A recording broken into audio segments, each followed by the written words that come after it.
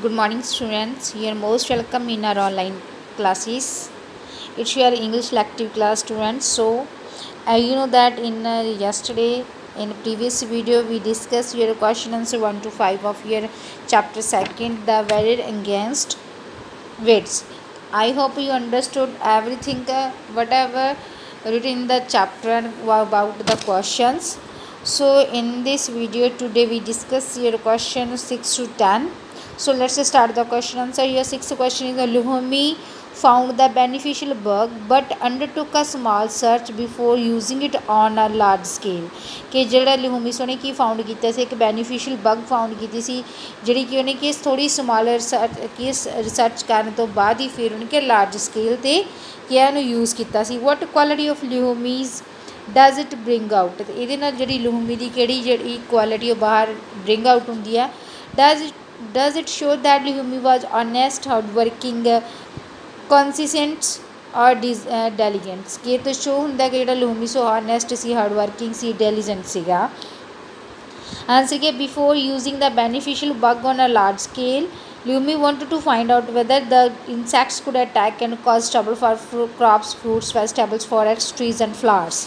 तो जो beneficial find out की सी सॉरी ਉਹਨੇ ਜੋ ਲਾਰਜ ਸਕੇਲ 'ਤੇ ਉਹਦਾ ਕੀ ਹੈ ਉਹਨੂੰ ਯੂਜ਼ ਕੀਤਾ ਤਾਂ ਲਿਹੂਮੀ ਨੇ ਕੀ ਫਾਈਂਡ ਆਊਟ ਕੀਤਾ ਸੀਗਾ ਕਿ ਜਿਹੜਾ ਇਨਸੈਕਟ ਆ ਉਹ ਕੀ ਹੈ ਕਿੱਦਾਂ ਟਰਬਲ ਕ੍ਰੀਏਟ ਕਰਦਾ, ਕੀ ਉਹਦਾ ਅਟੈਕ ਕਰਨ ਦਾ ਕਿਹੜਾ ਕਾਰਨ ਸੀ ਜਿਹੜਾ ਕੀ ਆ ਉਹਨੇ ਕਰਤੇ ਕਿਤੇ ਸੀ ਫਰੂਟ ਵੈਜੀਟੇਬਲ ਫੋਰੈਸਟ ਸਾਰੇ 'ਤੇ ਕਰਕੇ ਦੇਖਿਆ।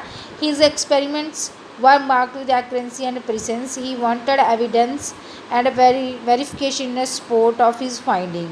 ਤਾਂ ਕੀ ਜਿਹੜਾ ਐਕਸਪੀਰੀਅੰਸ ਸੀ ਇੱਕ ਮਾਰਕੇਬਲ ਸੀਗੇ, ਬਟ ਉਹ ਕੀ ਚਾਹੁੰਦਾ ਸੀ ਕਿ ਐਵੀਡੈਂਸ ਚਾਹੁੰਦਾ ਸੀ, ਆਦੀ ਵੈਰੀਫਿਕੇਸ਼ਨ ਉਹਨੇ ਜਿਹੜੀ ਕੀਤੀ ਸੀ ਉਹਦਾ ਉਹਨੂੰ ਕੋਈ ਨਾ ਕੋਈ ਕੀ ਹੈ ਉਹਨੂੰ ਜੋ ਵੀ ਉਹਨੇ ਫਾਈਂਡ ਆਊਟ ਕੀਤਾ ਸੀ ਉਹਦੀ ਉਹਨੂੰ ਕੀ ਹੈ ਐਵੀਡੈਂਸ ਪ੍ਰੂਫਸ ਚਾਹੀਦੇ ਸੀ। ਸੋ ਦਿਸ ਬ੍ਰਿੰਗਸ ਆਊਟ ਦ ਲਿਹੂਮੀ ਵਾਜ਼ ਆ ਕੌਨਸ਼ੀਅਸ ਐਂਡ ਡੈਲੀਗੈਂਟ ਵਰਕਰ। ਕਿ ਇਸ ਤੋਂ ਕੀ ਪਤਾ ਲੱਗਦਾ ਸਾਨੂੰ ਕਿ ਜਿਹੜਾ ਲਿਹੂਮੀ ਉਹ ਕੀ ਹੈ ਇੱਕ ਡੈਲੀਗੈਂਟ ਵਰਕਰ ਸੀਗਾ। ਉਸ ਤੋਂ ਬਾਅਦ ਕੀ ਹੈ ਸਾਡਾ 7th ਕੁਐਸਚਨ ਹੈ, what did Lihumi do before using the beneficial bug on a large scale. ਕਿ ਜਦੋਂ ਉਹਨੇ ਕੀ ਹੈ ਬੈਨੀਫੀਸ਼ੀਅਲ ਬਗ ਨੂੰ ਫਾਈਂਡ ਆਊਟ ਕਰਕੇ ਕੀ ਹੈ ਉਹਨੂੰ ਲਾਰਜ ਸਕੇਲ 'ਤੇ ਕਿਸ ਤਰ੍ਹਾਂ ਯੂਜ਼ ਕੀਤਾ ਸੀ।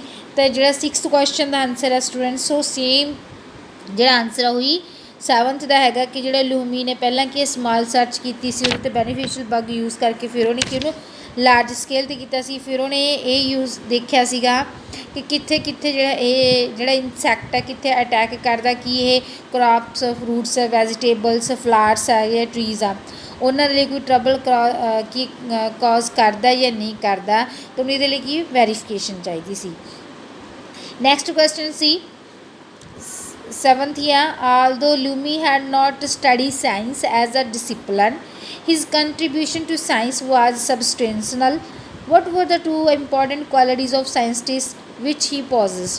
कि कहते कि लिहूमी ने कि साइंस की बिल्कुल डिसिपलिन वाइज स्टडी नहीं की सी, बट वो किहड़ियां दो क्वालिटीज़ सीगियां जिहड़ियां साइंटिस्ट दे विच हुंदियां हैगियां। ਉਹਦੀਆਂ टू क्वालिटीज़ ਕਿਹੜੀਆਂ ਸੀ? The two important qualities which Lihumi possessed were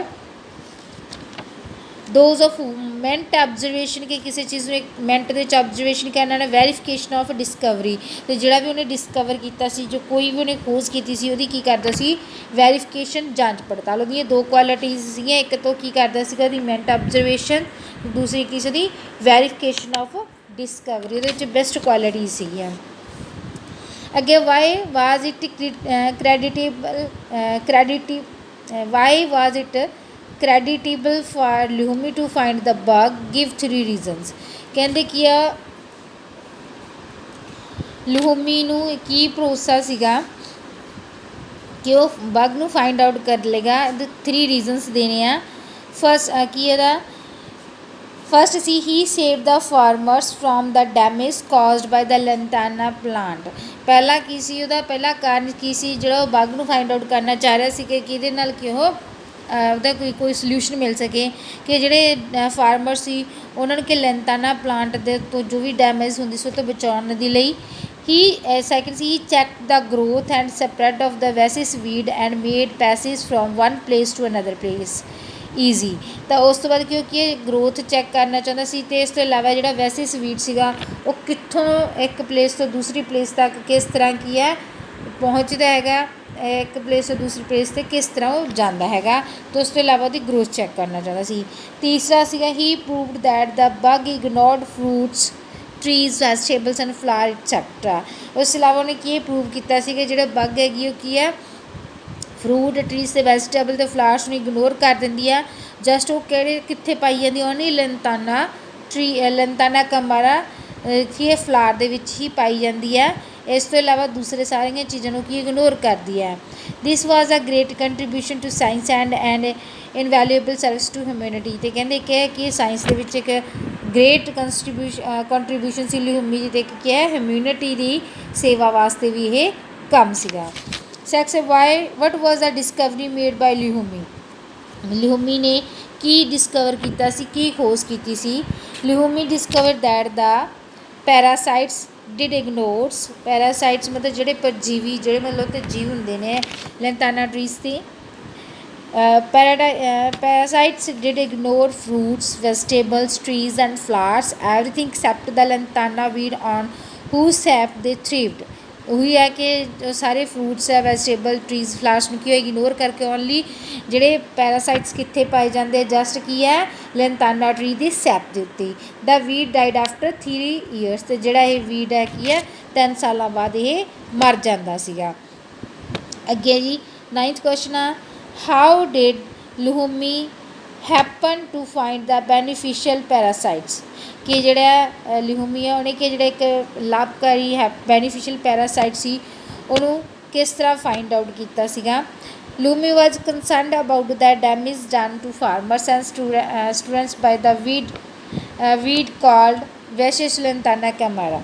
ਕਹਿੰਦੇ ਕਿ ਜਿਹੜੇ ਲਿਹੂਮੀ ਨੂੰ ਇਸ ਚੀਜ਼ ਦੀ ਕੀ ਹੈ ਚਿੰਤਾ ਸੀਗੀ ਕਿ ਜਿਹੜਾ ਲੈਂਟਾਨਾ ਕੈਮਾਰਾ ਦੁਆਰਾ ਸਟੂਡੈਂਟਸ ਅਤੇ ਫਾਰਮਰਸ ਨੂੰ ਜਿਹਦੀ ਡੈਮੇਜ ਕੀਤੀ ਗਈ ਸੀਗੀ he wanted to do something to get rid of this weed.